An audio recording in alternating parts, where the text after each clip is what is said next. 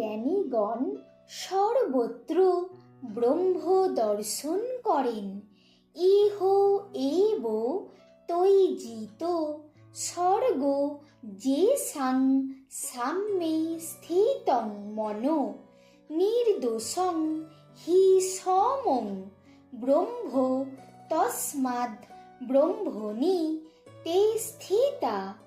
অর্থাৎ যাহাদের মন সর্বভূতস্থ ব্রহ্মে নিশ্চল, এই জীবনেই তাহারা সৃষ্টি বা জন্ম জয় করেন।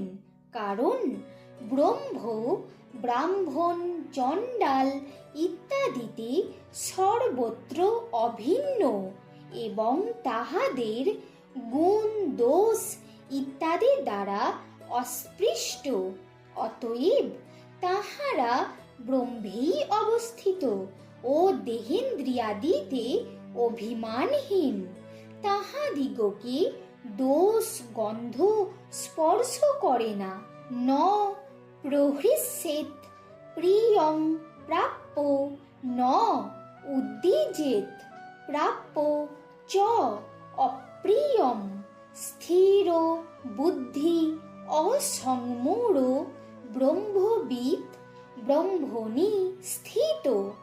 নির্দোষ ব্রহ্মই সর্বভূতে এক আত্মারূপে বিরাজিত। এই প্রকার স্থির বুদ্ধি ও জ্ঞান দ্বারা মোহশূন্য ব্রহ্মবিৎ পুরুষ প্রিয় বস্তু পাইয়া উৎফুল্ল বা অপ্রিয় বস্তু পাইয়া উদ্বিগ্ন হন না।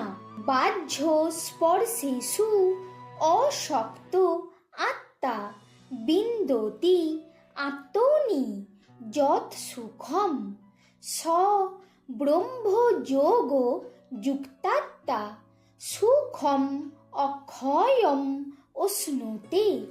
অর্থাৎ যিনি শব্দাদি বাহ্য বিষয়ে অনাসক্ত, তিনি প্রত্যগাত্মাতে বাহ্য বিষয় নিরপেক্ষ শাশ্বত সুখ অনুভব করেন এবং ব্রহ্মযোগ যুক্ত হইয়া অক্ষয় ব্রহ্মানন্দের অধিকারী হন।